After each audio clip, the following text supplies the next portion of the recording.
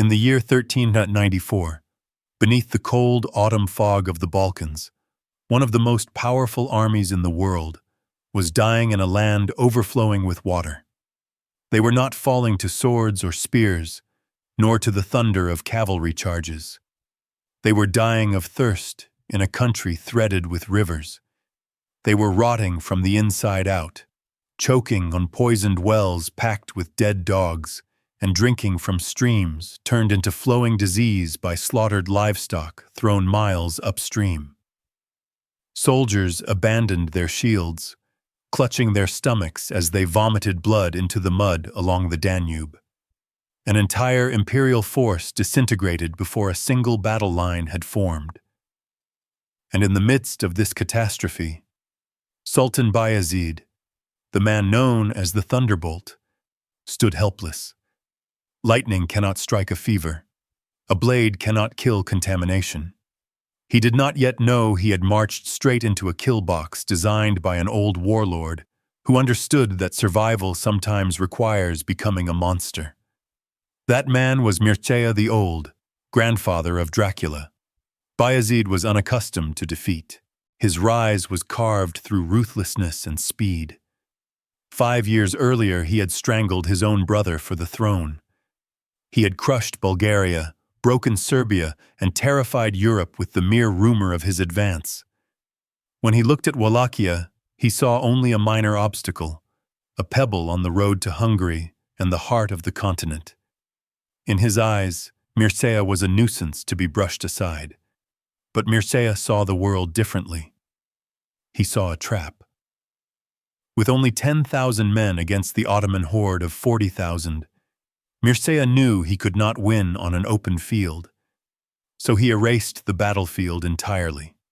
He ordered the total evacuation of villages into the Carpathian Mountains. He burned his own crops into ash. He denied his enemy food, shelter, and time. He poisoned his own rivers. And when the Ottoman army crossed the Danube, they entered not a country, but a graveyard, silent, blackened, and abandoned. The deeper they marched, the more desperate they became. They did not know that the ground beneath their horses had earned a name among Turks that would echo for centuries: the Mad Forest. Wallachia was no flat Anatolian plain. It was a claustrophobic labyrinth of ancient trees that blocked the sun and tangled roots that caught boots like snares. What had once been the empire's pride, the armored Sipahi cavalry, now became its burden. Horses stumbled, broke legs, and sank into mud that swallowed entire wagons. The mighty Ottoman war machine stretched thin, reduced to a shivering, exhausted line dragging itself through unforgiving wilderness. Meanwhile, the Wallachians became shadows. They moved silently across game trails, their light cavalry darting through reeds, firing arrows, and disappearing before the Ottomans could form a response. Night after night, sleep was stolen from the invaders. Horns blasted from the forest. Drums pounded. Human voices howled like wolves. And when an arrow slid from the darkness into a soldier's throat, silence followed again. The Ottomans were not fighting an army. They were fighting the woods. Bayezid raged. He sent cavalry to chase the phantoms, but the heavy horsemen only sank deeper into the mire. Mircea understood a lesson that empires would relearn centuries later in Vietnam and Afghanistan. A superpower cannot conquer a land that wants to kill it. This was only the beginning. Mircea was not simply weakening the Ottoman army. He was dismantling the myth of their invincibility. And soon Bayezid would be lured, step by step, mile by mile, toward a place where the ground itself had been sharpened into a weapon, a place where an old man would humiliate an empire. As the Ottoman army pushed deeper into Wallachia, they marched not toward victory, but straight into a nightmare sculpted by the land itself. What Bayezid imagined to be a simple pursuit of a fleeing enemy was in fact a slow descent into a geographical coffin. The deeper the army advanced, the narrower the paths became. Thick vegetation strangled the sunlight. Marshes clung to the legs of horses like living hands. The Danube, which they had triumphantly crossed days earlier, now seemed like an ocean cutting them off from sanity and supply. Every step forward drained their strength. Hunger gnawed at their stomachs. Thirst burned their throats. The poisoned soil beneath them dragged at their boots. The great column of soldiers and horses stretched thin through the forest, turning the once mighty empire's army into a lumbering, disorganized caravan. Uniform formations became impossible. Orders were lost in the dense air. The Ottoman machine, so effective on the open plains, was being slowly ground into dust. Mircea understood the terrain the way a hunter understands the breath of a dying animal. He did not need to defeat the Ottomans with force. He only needed to let the forests starve them, the swamps drown them, and the shadows erode their minds. His forces danced through the trees, striking at the front of the column, then vanishing into reeds to reappear behind the rear guard minutes later. These attacks were not meant to destroy. They were meant to unmake. Men grew paranoid, seeing phantoms in the swaying branches, pointing their arrows at shifting leaves. They whispered that the woods themselves were cursed, that demons stalked them, that Mircea had turned the land against them. Yet Bayezid's pride refused retreat. He could not imagine turning back from an enemy he had not yet faced in open combat. His scouts reported that the Wallachians were falling back toward the Argesh River. To Bayezid, this confirmed his belief that Mircea was panicking, fleeing before the inevitable clash. But Mircea was not running. He was pulling the Ottomans by an invisible rope toward a single point, a place where the land narrowed into a marshy throat. A place already prepared for slaughter. As night fell once more, the Ottomans learned that darkness in Wallachia was not a reprieve. It was torture. Mircea knew exhaustion makes fools of even the greatest warriors. So, instead of confronting the invaders directly, he turned night itself into a weapon. The forest erupted with sound. Bugles, drums, the chilling howl of men mimicking wolves. Ottoman soldiers were jolted awake again and again, grabbing their weapons, expecting an attack that never came.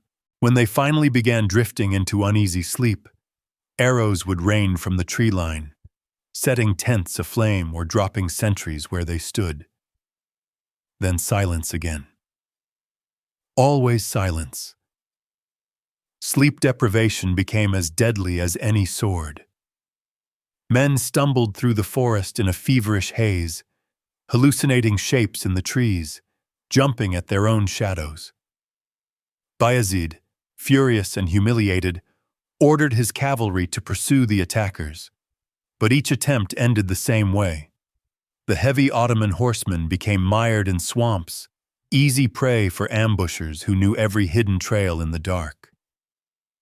Mircea was not fighting a battle. He was conducting a slow, methodical disintegration of an empire. Every raid, every arrow, every whisper in the night served a single purpose: to herd the Ottoman army into the narrow valley near the Argesh, where Mircea had prepared his masterpiece. The ground there, soft and treacherous, would serve as executioner. The trees, thick and looming, would become walls of a death chamber. The fog that settled each morning would conceal traps laid with meticulous precision. Mircea did not need a large army. He only needed patience. And Bayezid, blind with frustration and desperate for a decisive confrontation, was giving him exactly that. The stage for Rovine had been set. The valley waited like an open grave. And the thunderbolt, still believing victory was just ahead, marched without knowing that the earth itself was ready to swallow him whole. At last, Ottoman scouts brought news that seemed to break the endless torment. Mircea had stopped moving. The Wallachian army was entrenched near the Argesh River, positioned in a low-lying marsh surrounded by dense woodland. To Bayezid, this did not look like a trap. It looked like desperation. It appeared that the infidel prince had finally run out of places to run, finally ready to be crushed beneath the weight of the empire. Burning with weeks of humiliation, the Sultan did not wait for his supply wagons, nor for the sodden ground to dry. He ordered an immediate advance, convinced that Mircea had run out of options.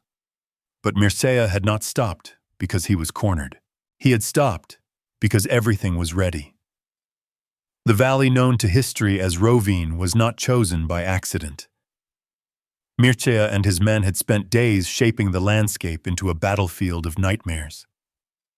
While the Ottomans struggled through the mud, Wallachian soldiers labored quietly beneath the trees, carving a network of trenches across the only solid ground. They sealed these pits with light wicker and earth, disguising them as flat, harmless terrain. They hammered sharpened stakes into the mud at angles designed to pierce the chests of charging horses, hiding them beneath tall marsh grass. The Wallachian formation curved in a shallow crescent, its center looking thin and vulnerable, a perfect target for the full force of a cavalry charge. But the flanks, hidden by vegetation, were thick with archers waiting to unleash death. When the Ottoman vanguard finally emerged from the forest, dripping with sweat and caked in mud, they saw the Wallachian banner fluttering weakly in the damp air. They saw a small army standing still at last, as if ready to break. Bayezid watched from a ridge above, convinced he was moments away from erasing weeks of humiliation. With a triumphant gesture, he signaled the attack. Drums thundered, horns blared. Thousands of cavalrymen spurred their massive horses forward, eager to reclaim their honor. The charge never met its target in the way they expected. The first line of Sipahi cavalry surged ahead, their armor glinting, their hooves pounding like a storm. Then, in an instant, the earth swallowed them. The disguised trenches collapsed beneath the weight of horses and riders, sending them plunging into pits lined with sharpened stakes. Screams tore through the valley. The second wave, unable to see through the churned-up dust and momentum, slammed into the fallen first wave, piling into a mass of broken limbs, twisted metal, and dying animals. What had begun as a glorious charge transformed into a grotesque heap of bodies thrashing in the mud. And that was when the trap closed. From both flanks, Wallachian archers emerged from the trees. They fired not in wild volleys, but with cold precision. At such close range, they could not miss. Arrows found the gaps in Ottoman chainmail, drove through exposed joints, and peppered the writhing mass trapped in the trenches. Those who managed to crawl free found themselves sinking into the swampy ground, their heavy armor dragging them down. Horses screamed and collapsed. Men drowned in mud. The battlefield became a suffocating, blood-choked mire. Mircea watched from the high ground, unflinching. He did not waste his infantry on hand-to-hand combat. He let the land and the arrows do the killing. It was warfare stripped of romance, stripped of honor, pure survival, calibrated with mathematical precision. Bayezid, watching from his command post, could do nothing but rage. He ordered his janissaries forward, but even they, the most disciplined soldiers in the world, could not form their iconic shield walls in the narrow, clogged valley. They climbed over mangled bodies and panicked horses, only to be met with a hail of arrows that tore into their ranks. By dusk, the valley of Rovine had become a graveyard. Not a heroic battlefield, but a swamp of broken armor and drowned ambition. The invincible thunderbolt had been shattered by mud, trenches, and the tactical brilliance of an old man who refused to kneel. The myth of Ottoman invincibility died alongside thousands of soldiers who had marched believing this would be an easy conquest.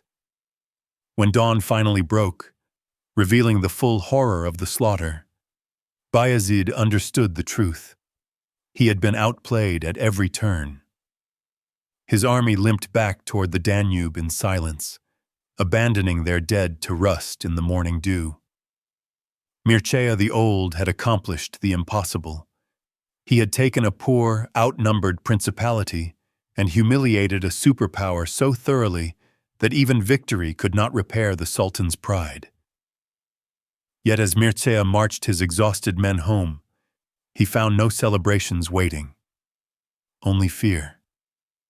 The boyars, the Wallachian nobility, looked at the field of Rovine and saw no triumph, only a death sentence. They believed Bayezid would return with overwhelming fury, and fearing that Mircea's heroism would bring destruction upon them, they betrayed him. While his boots were still muddy from victory, they plotted to replace him. In a twist, cruel even by Balkan standards, the man who had saved his country was ousted by the very people he protected. Mircea had defeated the Sultan, but he had lost Wallachia.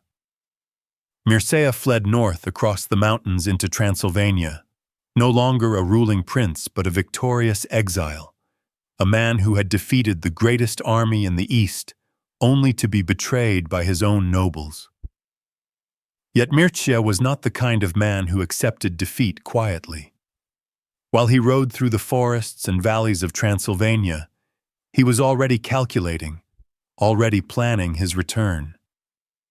He knew, too, that power in the Balkans was fluid, always shifting, always breaking and reforming. And he knew exactly who would be desperate enough to help him reclaim his throne: the King of Hungary, Sigismund. Ironically, Sigismund had once tried to conquer Wallachia, but politics makes strange allies. With the Ottoman threat swelling at his border, the Hungarian king needed Mircea just as much as Mircea needed him.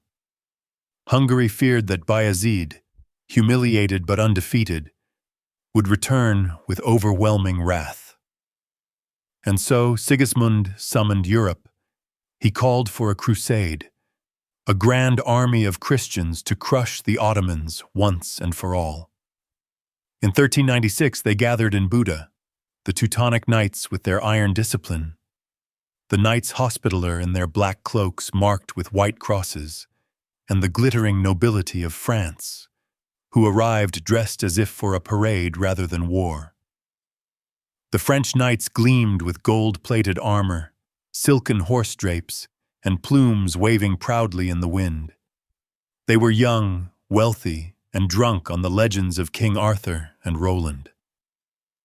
They boasted openly that if the sky itself were to fall, they would hold it up with their lances. Mircea watched them with a hardened veteran's eye and felt dread settle in his stomach. He was the only man in that camp who had actually defeated Bayezid. He knew arrogance when he saw it. He knew disaster when he smelled it. During the war council held at Nicopolis, Mircea rose and offered a strategic plan shaped by bitter experience. He asked to lead the vanguard, explaining that his light Wallachian cavalry understood how to draw out the Ottoman archers, how to absorb the first impact, and how to lure Bayezid into a trap. His proposal was not a boast. It was a practical, selfless request rooted in hard-earned knowledge. But the French knights laughed in his face. To the Duke of Burgundy and the flower of French chivalry, allowing a Balkan prince to lead the assault was an insult beyond endurance. They had not crossed Europe to let someone else win glory. They insisted on taking the front, convinced they would sweep the Ottomans aside in a single magnificent charge. Sigismund knew Mircea was right, but he was powerless to defy the proud French nobles. The plan was set. The French would lead. Mircea would be relegated to the flanks, watching heroes march toward their doom. On the morning of September 25, 1396, the French knights mounted their massive war horses, shining like characters from the chanson de geste. With trumpets blaring, they galloped up the hill toward the Ottoman lines, shouting for God, honor, and glory. They crashed through the first wave of Ottoman irregulars with ease, cheering as they went. They believed victory was certain, but when they crested the hill, they saw it. A forest of sharpened stakes planted deep in the earth, hidden until the last second. Behind those stakes waited the Janissaries in perfect silent formation, and behind them the elite Sipahi cavalry.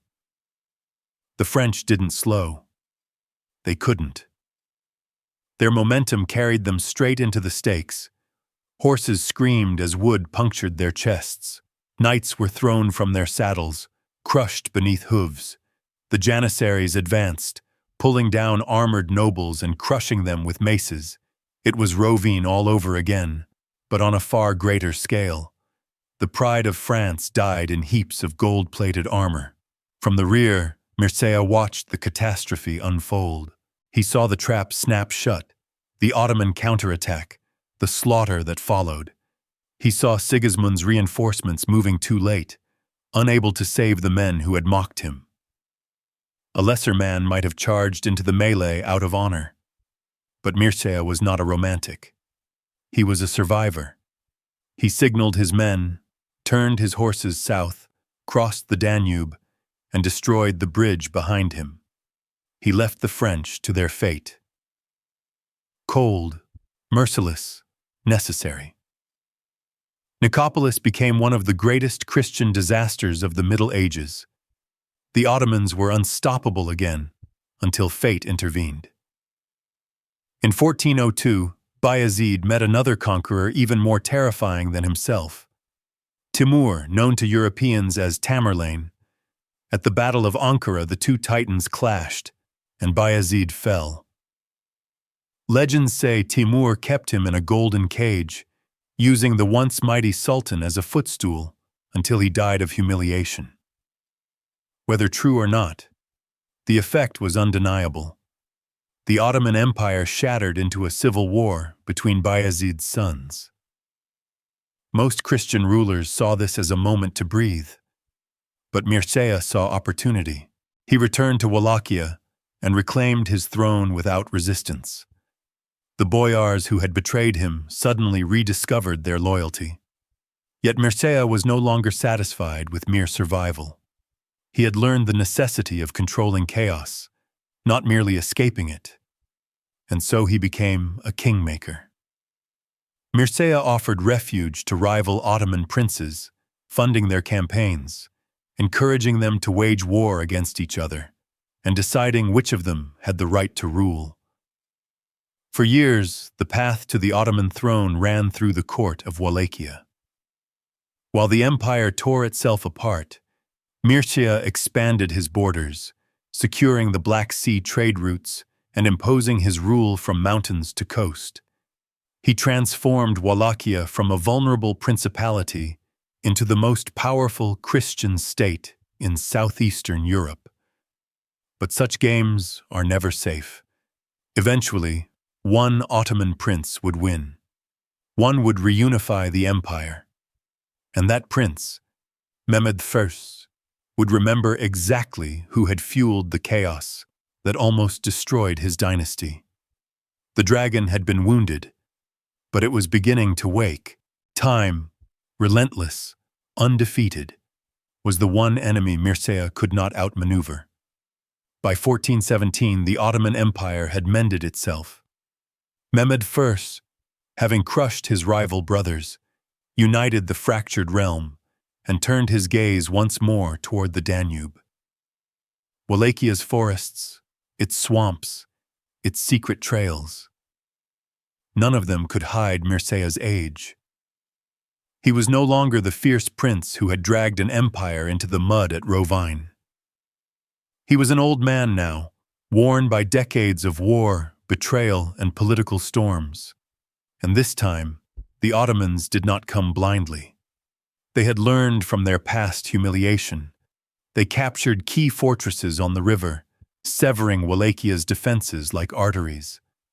Ottoman banners rose along the border. The dragon had returned, stronger and hungrier than ever. Mircea faced a choice that only true leaders understand, a choice between pride and survival. He could gather his forces for one final stand, a glorious but hopeless war that would end with Wallachia crushed into dust beneath the Ottoman heel, or he could bend. He could kneel in diplomacy so that his people would not kneel in chains. It was the most difficult decision of his life. But Mircea had fought too long, bled too much, and buried too many to let his country die for his ego. He chose survival. Mircea signed a treaty with the Sultan. Wallachia would pay an annual tribute of 2,000 gold ducats. As a guarantee of loyalty, Mircea sent his own sons to the Ottoman court as hostages, living insurance, a brutal but common currency in Balkan politics. On the surface, it looked like a concession, even a defeat. But in truth, it was Mircea's final triumph. Because by paying gold instead of blood, he preserved Wallachia's autonomy. The country kept its laws, its nobility, its religion, its identity. While neighboring lands fell under direct Ottoman rule, absorbed, erased, governed by foreign pashas, Wallachia remained a principality. Small, pressured, taxed, but alive. Mircea understood something most rulers never grasp. Survival is victory. Yet he knew gold alone would not safeguard the future. His dynasty needed strength. His sons needed education, discipline, and alliances that would outlive him. So he looked west, to his old enemy-turned-ally, King Sigismund, now the founder of the Order of the Dragon, a chivalric brotherhood sworn to defend Christendom from its enemies. The Order's emblem was a dragon coiled upon itself, its tail wrapped around its neck, symbolizing both power and perpetual vigilance. Mircea sent his illegitimate son, Vlad, into this order. When Vlad received the emblem, it bore the Latin name Draco, dragon. But common folk in Wallachia did not speak Latin. In their tongue, drac meant two things, dragon and devil. And so Vlad became known as Vlad Dracul, Vlad the dragon, or Vlad the devil. His young son, born in Transylvania, inherited the title by lineage. He was called Dracula, son of the dragon, or son of the devil. The name would echo through centuries, across continents, eventually mutating into legend, myth, horror. But before Dracula became the monster of novels and nightmares, he was simply a boy molded by the world Mircea had forged, a world of wolves, fire, and endless struggle. Mircea did not live to see how that legacy would grow. In 1418, he lay on his deathbed in Kozia Monastery, resting his face against cold stone. The old man who had defeated Bayezid, who had outlasted the French knights, who had manipulated Ottoman princes like chess pieces, finally closed his eyes. Yet he was not merely a dying prince. He was the grandfather of a storm, the architect of a lineage that would shape history through fear and steel. He left behind not just a country, but a philosophy. In this harsh corner of the world, morality is a luxury.